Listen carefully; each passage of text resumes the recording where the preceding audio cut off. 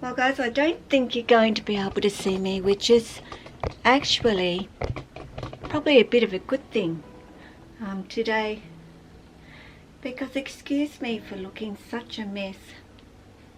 Or you can't get up to that fan, you'll wipe your nose out, well, your head out. You'd have no head if you bumped into that ceiling fan.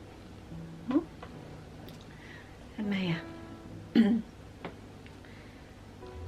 I didn't want to sit here without having one of my snakes out to show you, because I really want you to just focus on her and not my face. I've been up since 4:30 this morning. I guess waiting to hear how Jack went. And yes, I very much, I'll put this down a bit so you can see this gorgeous girl here. There she is. Mentioning those bright lights, honestly, she doesn't like light, any form of light at the best of times, let alone having to have something like bright lights on to get some filming with her. I've also been speaking to somebody, his albino is the same, does not like bright lights. She's gorgeous, stunner, absolute stunner, but this girl certainly doesn't like bright lights. You've got a good grip on Mum today, don't you? Hey? Yeah, chill. Just chill. Easy peasy for Mum while I have a chat about your brother Jack. So I can tell you guys, I'll just flip this down. Sorry, I'm fiddling and moving and doing all sorts of things, but you all knew that I was taking Jack to see the specialist, and Josh is the most amazing person. I am so pleased that he's close enough.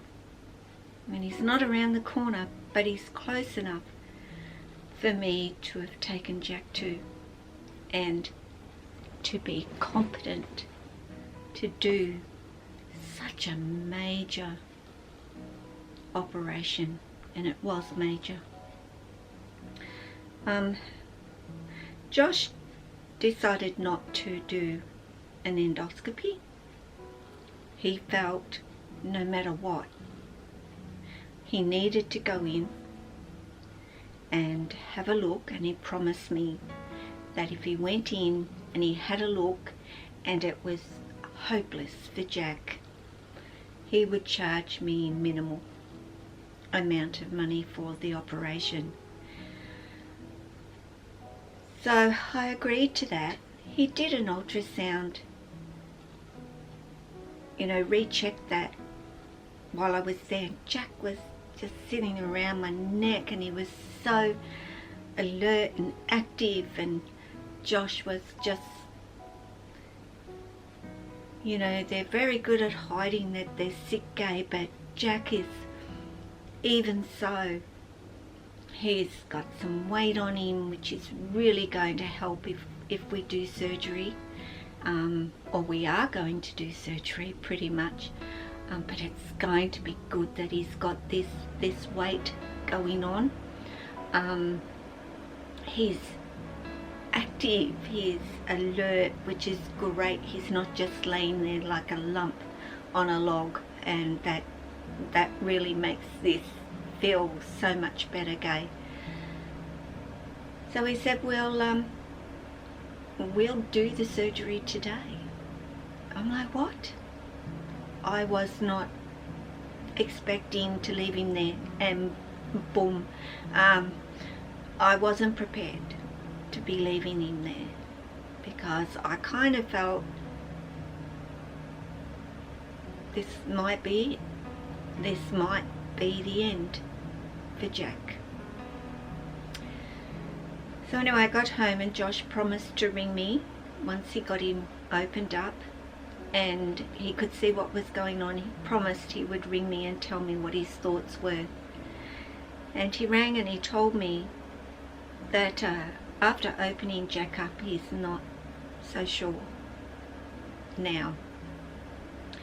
Jack not only had a reasonably good size lump, it wasn't a tumour. Okay, it was not a tumour, it wasn't an abscess, but it was nasty, whatever. Of course it's going to be sent off the lab work to find out, but yeah, big lump up the top end, and then unfortunately he found a smaller one in the lower end. And in removing those lumps, Josh wanted to take away a substantial amount, and it was in his bowel, not his stomach or liver, it was in his bowel. So Josh knew he was going to have to take away a substantial amount, and how much was left over, how can he stretch it to reach the blood vessels that were needed to keep the blood supply to the bowel. So he rang me and he told me this, and he said, at this point I'll put him all back together, stitch him up and not wake him up from the anaesthetic. If you want me to give it my best shot to stretch that out, which I will do, and be prepared to pay more, I'm prepared to go back in and keep going. So I agreed. Keep going. Please keep going. 3 hours. What are you doing up there? Okay. Amaya used to be my little head girl too. She's gotten a lot bigger now, but she used to love it up there. Christmas time, I'd have my father Christmas hat, she'd be sitting up on it. Boy, she's grown since then. But back to Jack. 3 hours I sat here, almost, I don't know where I was in my head. I don't know what I was thinking or feeling, just please let Josh be able to do something. And I finally got the call, and Josh, I kind of knew that he'd been able to do something for that length of time to actually go by. Finally he says, Gay, I did it. I actually did do it. I managed to stretch it out. I had to make some changes in there for Jack though, stitching his stomach up off the bowel and a few other moving of parts, just to take the tension off his bowel more than anything. There's enough tension on his bowel now from having stretched it as much as what he had to. So Josh is at this particular point saying the next 2 weeks is certainly going to be critical for Jack, to make sure those blood vessels are going to get enough blood supply to that bowel, and we will know, of course, within 2 weeks whether that bowel is still viable. But he remains very optimistic. Oh, you just want to go, don't you? Can you chill out for Mum, please? I promise you can go explore very soon. So he's taken lots of photos of him, of everything for me to have a good look at, so I can see what was and what everything looked like and so forth, which I really do want to see. It will be learning for me. I mean, not that I could ever do surgery, but I can certainly learn from viewing these photos of him.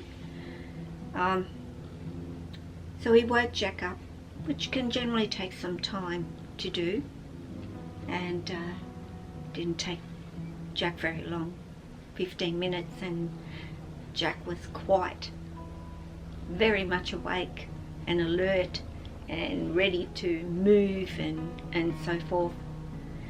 But I got the phone call this morning because I was so worried how he went overnight, and Josh said, boy, he's full of beans, Gay.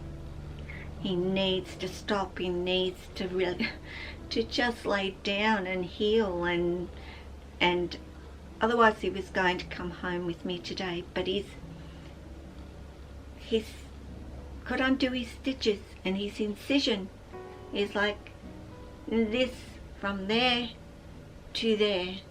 It's a big incision, so we need those stitches to stay there.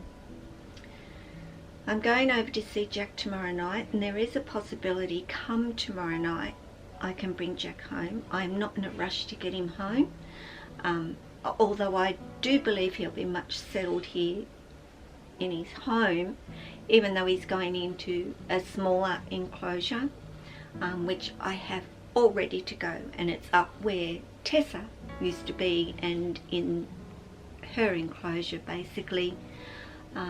So he needs to be kept nice and warm, so the heater will be going on at night so that there is no major drops in any temperatures in here for him, and he has to be kept as still as I possibly can keep him.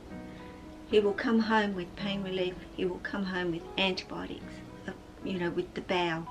That is of course essential that he gets antibiotics. So that's my update on Jack, and I will take a little bit of a video tomorrow when I go see my boy to show and share with you all, so you can all see him as well, because so many of you,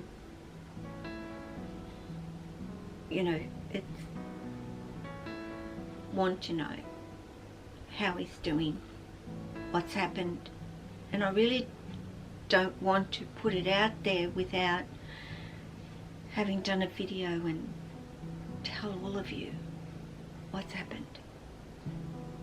So he's come through, he woke up, and fingers crossed we get through the next couple of weeks and he'll do fine, even with a little bit of bowel. It's going to be baby steps for Jack, a lot of nursing back to health, but I'm up for it.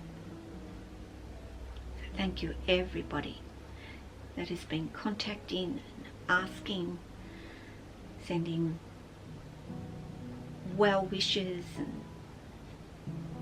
and I know, honestly, if only Jack knew just how loved he is by so many people out there.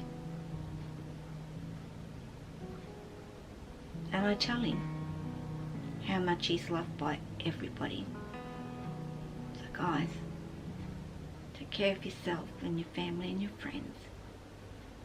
And I have some wonderful friends. Take care of your snakes. Take care of all your animals. Ciao.